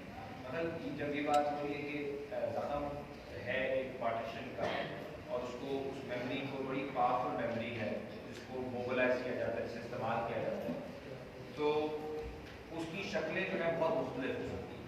हमारे इधर तो ये 50 से मामला शुरू हो गया, जब ये शुरू कुछ लीडरान पे इल्ज़ाम लग गया कि ये हिंदुस्तान के एजेंट है। उसके लिए कहा गया कि देखिए जी, और अगर आप उस टाइम के अखबार पढ़ेंगे तो उसमें बहुत ज़्यादा ये बात होती कि देखिए जी अभी हमारा जो है औरतों के साथ जो हुआ, अभी हमें मालूम नहीं है कि किधर हैं औरतें, हमें ये नहीं पता कि अभी वो जो बच्चे यतीम हुए हैं उनका क्या मुस्तकबिल है, अभी से ये लोग पाकिस्तान के ऊपर पाकिस्तान की मुखालफत कर रहे हैं और हिंदुस्तान से दोस्ती की बात कर रहे हैं, इस तरह करके बहुत सारे लीडरान को भारतीय एजेंडा है। हिंदुस्तान की जो एक कामयाबी है ये है कि सिर्फ पर ये तारीख मुख्तसरी से रखेंगे, लेकिन 50 की दहाई में उनको एक मजबूत पॉलिटिकल पार्टी भी मिल गई कांग्रेस की शक्ल में, और नेहरू ने सरदार पटेल थे वो शख्स उनके जिनका उनका मुकाबला था प्राइम मिनिस्टर बनने के लिए। सरदार पटेल हिंदू फंडामेंटलिस्ट, उनको शिकस्त हो गई इंटरनल पार्टी मनूवरिंग के अंदर, और नेहरू 62 तक प्राइम मिनिस्टर रहे और उन्होंने एक प्रोग्रेसिव इंडिया का विजन लिया। जो पार्टीशन का जख्म है हिंदुस्तान के अंदर वो वापस आता है बीजेपी के लिए, और बीजेपी वो एक फाशिस्ट कुव्वत है जो रियलाइज करती है कि ये जो खौफ है इंडियन एस्टेब्लिशमेंट के अंदर भी और अवाम के अंदर भी कि शायद जो हमारे साथ एक बहुत बड़ी तारीखी ज्यादती हुई है पाकिस्तान बनाने, उसको वो समझते हैं। और एक इसमें मैं बात करूँ तो जो खौफ का ये सारा आंसर है, ये जब खौफजदा आप होते हो कि यार आप मुसलमान से खौफजदा और हिंदू होते हुए, या हम अगर हिंदू से खौफजदा हैं और हमें अपनी रस्मों से भी खौफ होना शुरू हो जाता है, हमें अपनी जुबान पे शर्म आने लग जाती है, अपनी तारीख पे शर्म आने लग जाती है, तो हम किसी और से नहीं भाग रहे, किसी और से नहीं खौफजदा, हम अपने आप से खौफजदा हैं, अपने आप से शर्मिंदा हैं। और ये चीज़ जो अपने आप से शर्मिंदगी वाला अमल है कि मैं किसी तरह प्रूव कर दूँ, पाक स्टडीज़ की किताबें शुरू हमारी होती हैं हिजाज से, तो मैं किसी तरह अपनी अगर तारीख पे कितना मुझे मुझे मुझे शर्म है, तो फिर मामला बहुत मुश्किल हो जाएंगे। जो सेनेटर साहब ने बात की बिल्कुल ठीक है कि हम ये एक्सेप्ट कर सकते हैं कि मुसलमान होने का एक तरीका नहीं है, पाकिस्तानी होने का एक तरीका नहीं है। हमारे ना माजी पे कभी कंप्लीट एग्रीमेंट आ सकती है। अगर आप हिस्टोरियन हो तो आप पता हो कि वहाँ पे तो जितने हिस्टोरियन आपस में लड़ते हैं कि हिस्ट्री में क्या हुआ कोई नहीं लड़ता, उनके फैक्ट्स के ऊपर पर्सपेक्टिव जो है बिल्कुल मुख्तलिफ होते हैं, और मुस्तकबिल के ऊपर तो कभी भी हमारा इत्तेफाक नहीं हो सकता, जाहिर सी बात है।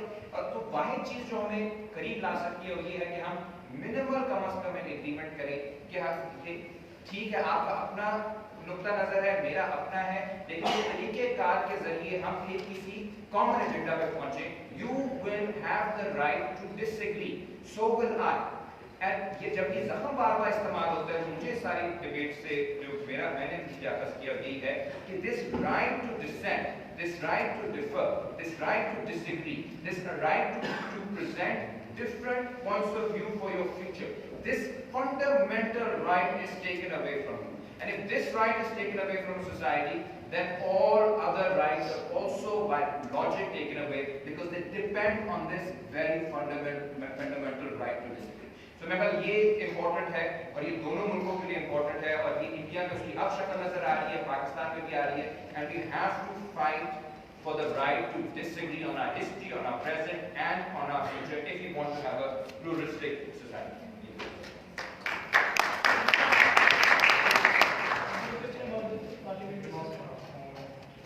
आपकी बात मुझे बिल्कुल ठीक लगती है कि जो डेमोक्रेटिक एक्सपीरियंस पाकिस्तान में रहा है वो इतना आसान नहीं है।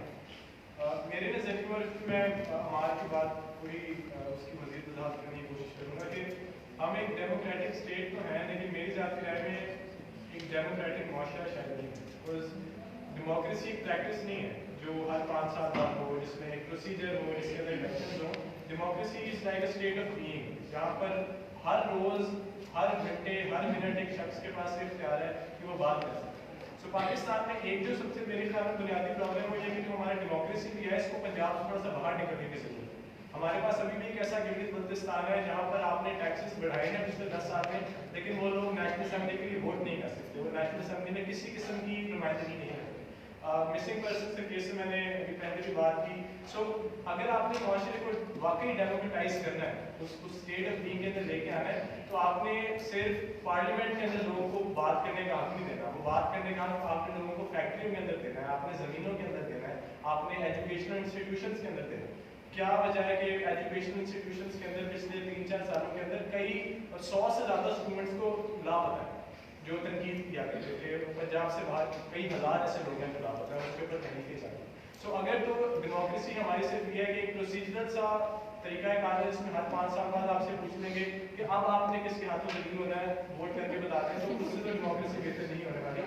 ये डेमोक्रेसी उस वोट से ज़्यादा وہ زندگی گزارنے کا طریقہ کار ہے جہاں میں اگر یہاں پر موجود ہوں، میں اپنے کیمپس میں ہوں، میں کسی ورک پلیس میں ہوں، میں کسی فیکٹری کے اندر ہوں، میں کسی زمین کے اوپر کام کر رہا ہوں، ہر وقت میرے پاس اختیار ہے کہ جو شخص مجھ سے اوپر ہے میں اسے یہ سوال کر سکوں کہ تم نے جو مجھ پہ ظلم کیا اس کی بنیاد کیا اور تم اس کے لیے جواب دو۔ جب تک وہ رویہ ہمارے معاشرے کے اندر نہیں آتا، جب تک ہم اس چیز کو نہیں سوچتے، تب تک میرا خیال ہے کہ پرابلمس نہیں۔ کسی کا کوئی اور سوال؟ آپ نے ہمارے وہ آسک کویشچن کہ ہمیں صرف تھریٹ انڈیا سے نہیں ہے اور بھی کنٹریز سے ہے۔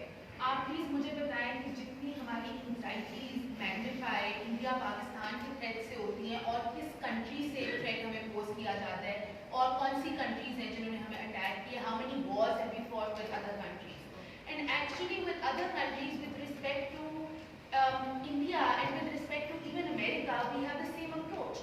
ہم انڈیا کا بھی انسٹیٹیوشنلی ایز این اسٹیبلشمنٹ تھریٹ جو ہے اوور پلے کرتے ہیں بار بار، تاکہ ہمیں جو ملٹری اسپینڈنگ ہے ہم اپنی وہ بجٹ جو ہے 1 لاین بجٹ اسے جسٹیفائی کر سکیں۔ آپ کہہ رہے ہیں کہ یہ اسپینڈنگ ہونی چاہیے کیونکہ ہمیں اور بھی تھریٹس ہیں۔ نیوکلیئر اسٹاک پائل جتنی آپ کے پاس ہے 1/10 of your stockpile right now can destroy the whole world 20 times over. Why do you need to destroy the world, have the capacity or possess the capacity to destroy the world 60 times over? It makes no rational sense. But the reason that we are still doing these things is because our military and our agencies are very paranoid about becoming irrelevant. جب وہ دیکھتے ہیں کہ India سے ہماری situation border پہ تھوڑی stable ہو گئی ہے تو امریکہ کے ساتھ تھریٹ پلے کرنا شروع کر دیتے ہیں۔ ایک طرف سے وہ انہیں so called non state actors یا ایکسٹریمسٹ ایجنسیز کو خود فنڈنگ کر رہے ہیں، ایک طرف سے وہ امریکہ کو کہہ رہے ہیں ہمیں پلیز پیسے دیں تاکہ ہم ان لوگوں کو بیٹل کر سکیں۔ This is what we are doing. We are fooling our people. We are betraying our people. We are disloyal to the welfare and the cause for which we are there in the first place. And this is what we are doing in every sector. And this is only because of a selfish desire of the establishment and the army to stay extremely relevant in politics and to justify their role outside the ambit of what was imagined for them constitutionally at the creation of Pakistan.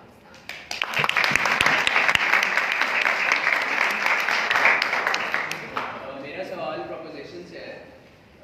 ہم دیکھتے ہیں کہ state apparatus دونوں ملکوں کے اندر اتنے strong ہیں اور اسٹیٹ کی پروپیگنڈا مشینری اتنی اسٹرانگ ہے کہ اگر انڈیا کے اندر جواہر لال نہرو یونیورسٹی میں کنہیا کمال یا شہلا راشد کشمیریوں کے لیے بات کرتے ہیں تو وہاں پہ پورے میڈیا پروپیگنڈا ہوتا ہے کہ یہ ISI کے ایجنٹ ہیں۔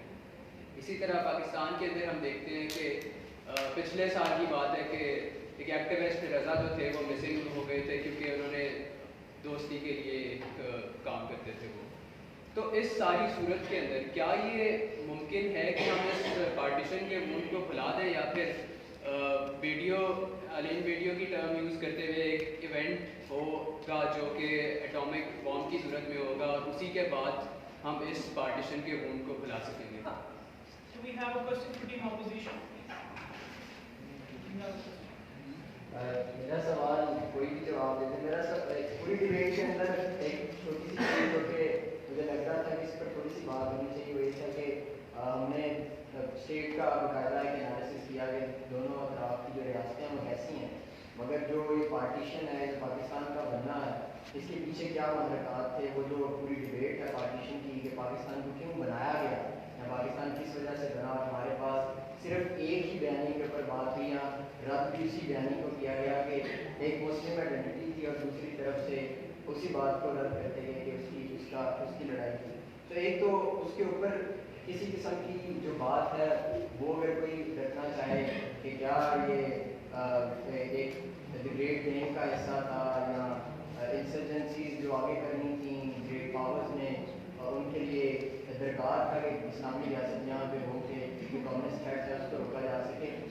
دوسرے نمبر پر بات یہ ہے کہ جو حل ابھی تک پیش کیا گیا وہ مثالیں دی گئی یورپین یونین اور اس طرح کے عجیب قسم کی سمجھ نہیں آتی کہ وہ کس طرح سے اس تمام تر ریاست کے دونوں طرف کی ریاست کی انالیسس کرنے کے بعد بھی یہ والی بات کی جاتی ہے کہ حل جو ہے وہ یورپین یونین یا چائے کے ٹیبل پہ بڑے پیار سے اس طرح بیٹھ کے حل ہوگا۔ انٹل انلیس ہمارا یہ سمجھنا ہے کہ انٹل انلیس دونوں اطراف کی ایک خاص قسم کی جو موومنٹ ہے ان لوگوں کی جو امن پہ یقین رکھتے ہیں، جو مزدور کی جمہوریت پہ، جو اسٹوڈنٹ کی جمہوریت پہ، جو کسان کی جمہوریت پہ، جو حالی کی جو عورت کی جمہوریت پہ اور عام لوگوں کی جمہوریت अनटिल अनलेस वो लोगों की तहरीकें नहीं जुड़ेंगी और आपस में उन लोगों का आपस में वो ताल्लुक नहीं बनेगा, तब तक ना रियासत की शक्ल बदल सकती है, ना ही आप उस तरह की कॉपरेशन कर सकते। मेरा क्वेश्चन ये है कि अगर बात की जाती है कि आपके जिस तरह हमारे नेचुरल रिसोर्सेज है, जिस तरह हमको उस तरह मतलब हमको उस तरह उनकी ज़रूरत नहीं है, तो जो मिडिल ईस्ट की कंट्रीज हैं उनका जो इस वक्त हाल है, जिस तरह के उनको जिस तरह से उनकी जगह को, उनकी पोजीशन को उनको जिस तरह यूज़ किया जा रहा है, तो उनके जो हाल है वो शायद ज़्यादा इस वजह से हुआ है वो अपने आप को डिफेंड नहीं कर पाए, तो जो हमारी इस वक्त पोजीशन है वो भी उसी तरह हमारा भी हाल है ना कर दिया जाता बाकी कंट्री से, तो हमारे नेचुरल रिसोर्सेज वाला जो हमारा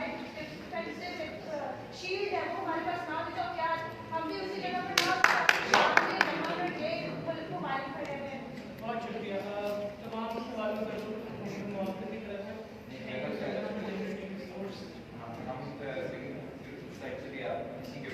कॉमन सवाल मैं एक बार आपका सवाल आपने कहा कि कहीं हमारे साथ वो ना हो रहा हो जाए जो मशरक़ी वस्ता में हो रहा है, मिडल ईस्ट में हो रहा है, जिसमें मगरिब या कोई बैरूनी क़ुव्वतें हमें इस्तेमाल करें, तो आपके साथ हो चुका है और आज से नहीं, वो आज से 70 साल से हो रहा है कि ये हालात है कि यहाँ पे 50s के अंदर हमने जो पैक्ट साइन किए थे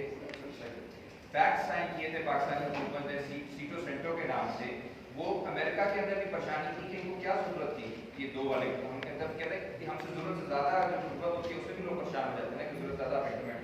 अमेरिका के आप पेपर्स में है कि हम इनसे 5 चीज़ें मांगते हैं तो 8 देने के लिए तैयार है, और ये रहा है हमारा रोल 80s तक, जिसमें अफगान जिहाद की जो हम बात करते हैं वो इतना ज़बरदस्त जिहाद था कि उसकी सारी किताबें थी वो यूनिवर्सिटी ऑफ नेब्रास्का से पब्लिश हो गया थी, और ये बात खुल के नहीं की जा सकती थी, लेकिन अब जो नया पाकिस्तान के जो स्पोक्स पर्सन है उन्होंने बात कर दी है पिछले दिनों की, ये सारा जो फंडिंग तो एक थी जो नजरियाती बहसें भी थी जिहाद की, वो भी अमेरिका से पब्लिश होकर आ रही थी यूनिवर्सिटी ऑफ नेब्रास्का के प्रिंटिंग प्रेस, तो उनके साथ आप अलाइंड जो इतना रहे हैं, अगर उनसे अलग होने की हम बात करते हैं तो वो भी उसके बाद हमारे पास ऑप्शन ये नहीं आता कि हमने खुद मुख्तार होना है, इस तरह आप कह रहे हैं कि जी जमहूरियत होगी अवाम की और सोशलिज्म की तरफ आप बात करें, जो इस वक्त ख्याल है वो ये है कि हम चीन के साथ चले जाएंगे, तो चीन को हम पूरा मुल्क उसके हवाले कर देंगे कि उसके ऊपर अभी तक से ना सेनेट में ओपन बहस नहीं है, ना नेशनल असेंबली में ओपन बहस नहीं है, ना मीडिया पे हो सकती है, और तो और एक शहजादा जो सारी दुनिया में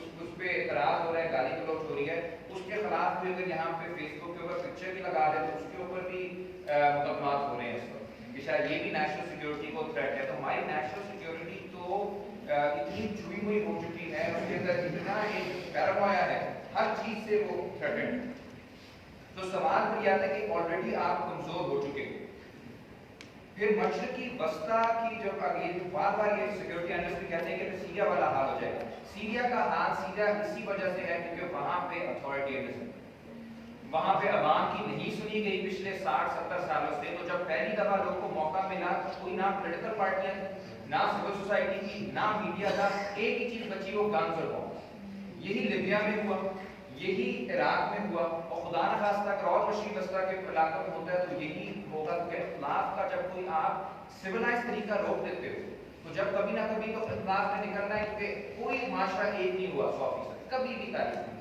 तो वो उसका जरिया जो होगा इख्तिलाफ राय का इजहार करने का वो बॉम्ब्स होगा, bombs and guns are also a way of communicating, it's a language of violence, तो ये लैंग्वेज ऑफ वायलेंस को खत्म करने के लिए जरूरी है कि आप ओपननेस लेकर आए, so Syria should actually tell us the exact opposite of the lessons that our establishment is drawing from it, that you have to have an open society, जितना आप बंद करेंगे उतना ही आप एक टिकिंग टाइम बॉम्ब के अंदर अपने माशरे को फंसाते रहेंगे, इसके नतायज मैं सबको बताऊंगा।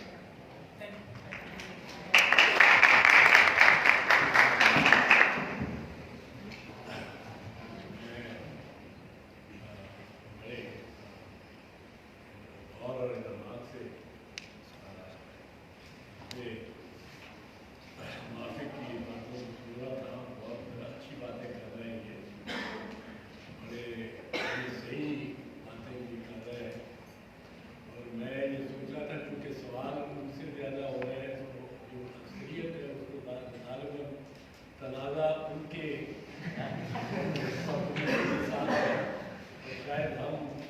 कि सवाल चूँकि नहीं उठाए जा रहे तो हम ये डिबेट गालिबन जीत गए।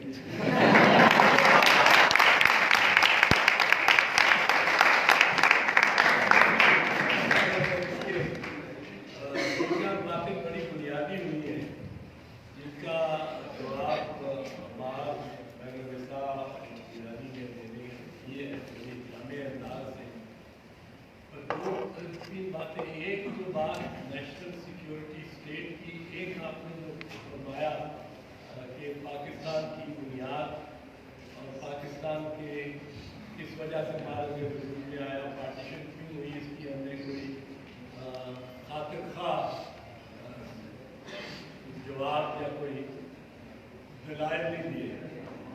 जहाँ तक मेरा ताल्लुक है, मैं तो समझता हूँ कि पाकिस्तान के बुनियादी तौर पे तहजीबों को साथ देने वाले और तहजीबों को मुस्तहकम रखने वाले बुनियादी तौर पे दरिया और पहाड़ होते हैं।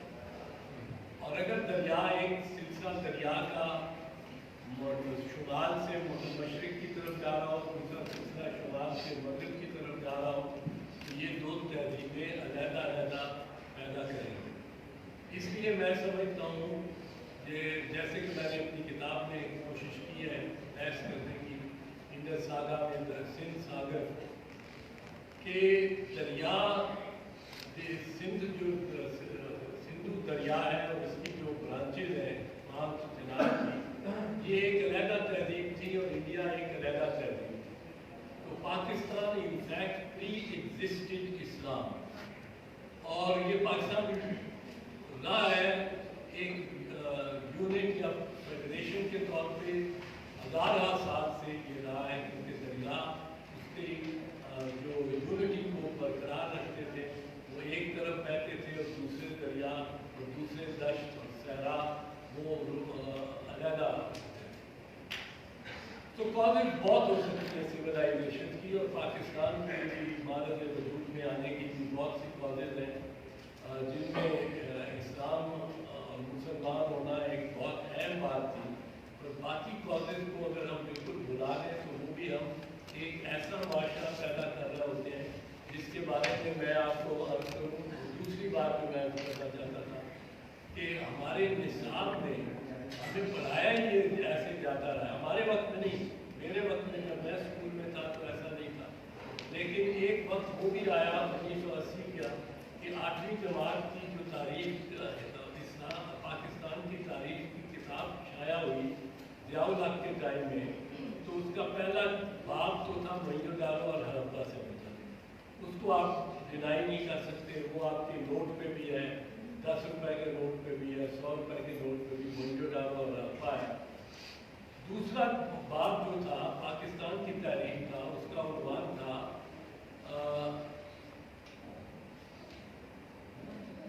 अरब society before the advert of Islam. तीसरा बाब था मैसेज ऑफ इस्लाम। चौथा बाब था resistance to the message of Islam in Mecca. पांचवा बाब था माइग्रेशन टू मदीना, ये पाकिस्तान की तारीख में। छठा बाब था मैदनाइट स्टेट। सातवां बाब था कॉन्क्वेस्ट ऑफ मक्का। आठवां बाब फिर वो उमैय्यद के साथ पाकिस्तान की तारीख दमिश्क चली जाती है, और दमिश्क से मोहम्मद बिन कासिम के साथ 711 ईस्वी में वो पाकिस्तान वापस लौटती है। पाकिस्तान की तारीख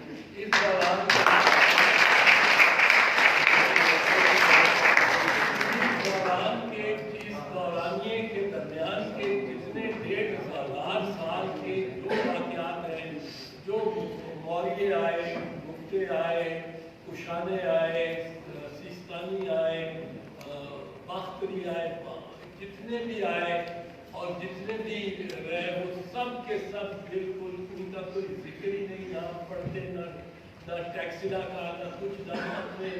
हमारे यहाँ जो सिखों की बड़ी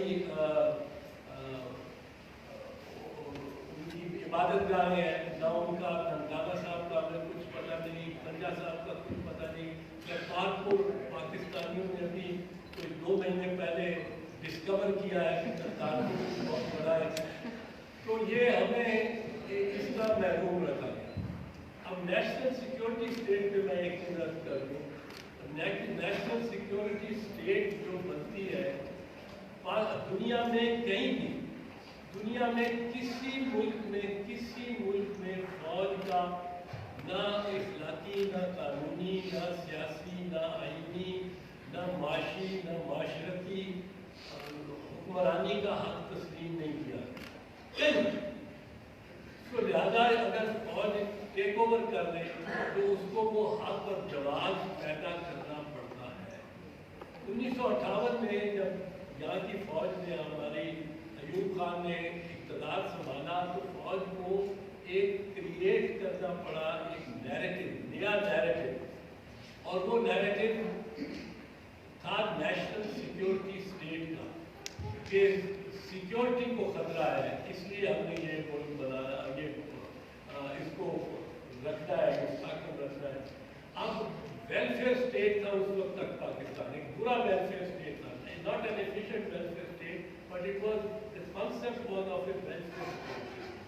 पर वेलफेयर स्टेट्स में पहली तरजीह रियासत की हर शहरी होता है, हर शहरी का वेलफेयर। नेशनल सिक्योरिटी स्टेट में पहली तरजीह हर वो शख्स होता है, वो चंद लाख होते हैं जो नेशनल सिक्योरिटी के वो एग्जामिन होते हैं, जैसा फौज हो गई, रेंजर्स हो गए, इस किस्म की ये हो गए, ये उनके तहफ़्फ़ुज़ात। अब वो नेशनल सिक्योरिटी स्टेट के लिए एक बहुत ज़रूरी चीज़ है कि नेशनल सिक्योरिटी स्टेट के लिए आपको ज़रूरी है कि आपका एक दुश्मन हो। उससे पहले तो 65 की जंग से पहले तो इंडियन फिल्में यहाँ आया करती थी, वीज़ा आसानी से मिलता था, साइकिल पर लोग अमृतसर चले जाते थे, अमृतसर से फिल्में देख के आ जाते थे, आना जाना बड़ा काफ़ी था। पर वो फिर एक ऐसी सिचुएशन क्रिएट हुई कि जिससे हम दोनों आपस में एक मुख्तलिफ किस्म की रिलेशनशिप में चले गए।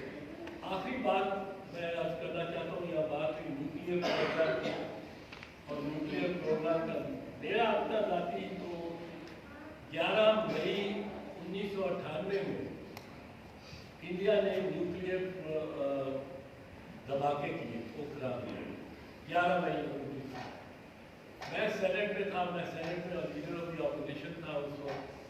तो मिनिस्टर, फॉरेन मिनिस्टर ने आके, सेनेट इन सेशन था, आके 5 बजे शाम ये इतला दी सेनेट को, हमें कोई पता नहीं था, किसी को नहीं था पता, ये गवर्नमेंट को पता लगा। उन्होंने आके, गौर अयूब साहब ने आके इतला दी कि इंडिया ने ये न्यूक्लियर धमाके किए। तो सब में जोश आया, पैदा हो, हम भी करें। मैंने तो तकरीर की बात तो ये थी, जिसका 90 दबाव ये था कि नी जर्क रिएक्शन ना करें, सोच समझ के। और वहाँ बड़ा टेम्पो बहुत हाई गया हुआ था हमारा, एक रिएक्शन की तौर पर बहुत, कि यो कर गए तो हम भी कर गए। तो किया हमने, फिर 29 मई को हमने भी किया, 28 मई को उसी साल। और मैंने जो पहले रिएक्शन दिया, मैंने कहा देखो ये नी जर्क रिएक्शन न करना, ये हथियार हमें शायद ये जो हमारे डिफेंस पॉलिसी बनाने वाले एक्सपर्ट्स हैं वो समझते हो, और शायद दुरुस्त तौर पे समझते हो, मैंने इस पर गौर नहीं ज़्यादा किया, शायद दुरुस्त तौर पे समझते हो कि ये हमें बहुत ज़रूरी है पाकिस्तान के तहफ़्फ़ुज़ के लिए, पाकिस्तान को बचाने के लिए। तो मैंने कहा कोई ऐसा वक्त ना आ जाए कि हम पाकिस्तान को दाव पे लगा रहे हो इस न्यूक्लियर प्रोग्राम को बचाने के लिए, कहीं ऐसा ना हो जाए। ये गौर कर लेना, ये सोच लेना इससे पहले कि ये बनाओ। तो मैं तो बेसिकली इस मामले में एक पैसिफिस्ट, नॉन न्यूक्लियरिस्ट हूँ।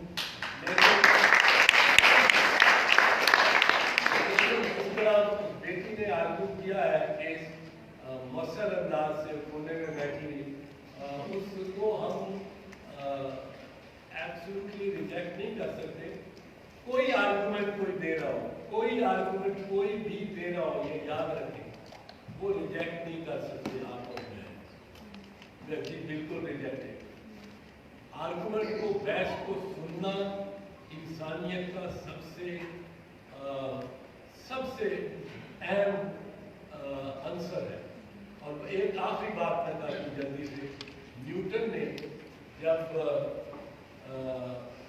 थियरी ऑफ ग्रेविटी दी कशिश सतन से, वो एक वाकया गलत उलाम है कि वो सेब के दरख्त के नीचे बैठा था, सेब गिरा, दूसरा गिरा, सीधा गिरा, तीसरा गिरा। वो उसकी प्रिंसिपिया मैथमेटिका में नहीं है, पर बहरहाल ये समझ लें कि जब उसने देखे सेब गिरते हुए सीधे जमीन की तरफ, तो वो अपने साथी से बहस करने गया। उसने कहा कि इसकी वजह ये है कि अट्रैक्ट करती है हर चीज़, जिसका वजन ज़्यादा हो उसमें ज़्यादा अट्रैक्शन होती है, तो उसकी तरफ ज़्यादा कम वजन वाली अशिया या फीचर्स या मटीरियल उस तरफ, मैटर उस तरफ जाता है। तो उसके असातिज़ा नहीं मानते थे। एक दफ़ा गया, दूसरी दफ़ा गया, तीसरी दफ़ा गया, वो जिक्र करता है इसका। और वो एडिनबरा गया, ऑक्सफोर्ड गया, केम्ब्रिज से, वो ब्रिस्टल गया, उसने पैडुआ यूनिवर्सिटी से कॉरेस्पॉन्डेंस की, उसने फ्लोरेंस और पेरिस यूनिवर्सिटी से कॉरेस्पॉन्डेंस की। वो साथी से बहसें करता रहा, साथी कहते रहे कि यार बेटा ये बात आपको, और वो सुनते रहे और बहस करते रहे। वही न्यूटन अगर यहाँ बड़े सदीद में होता और उस वक्त शाहजहां की हुकूमत थी और औरंगजेब का वक्त आ रहा था, और औरंगजेब का वक्त आ ही चुका था जब ये बात रही, तो उसको उस्ताद साहब ने एक दफ़ा कहना था, बेटा इस तरह नहीं है, ये असल ये है। उसने दूसरे दिन फिर जाके परेशानी से न्यूटन ने कहना था कि उस्ताद साहब मैं रात सोचता रहा हूँ, नींद नहीं आई, मैं जो कह रहा हूँ कि ये कशिश सतल है, किया उन्होंने कहना था बिल्कुल बेटा इतना नहीं है, कल भी तुम्हें समझाया, आपकी मान आओ। वो तीसरी दफ़ा जाता, चौथी दफ़ा, पांचवी दफ़ा उस्ताद ने थप्पड़ मार के कहना था, तुझे 5 दफ़ा बताया ये अल्लाह ताला की मशीयत है, जब अल्लाह ताला हुक्म देगा देख पाए जाएगा।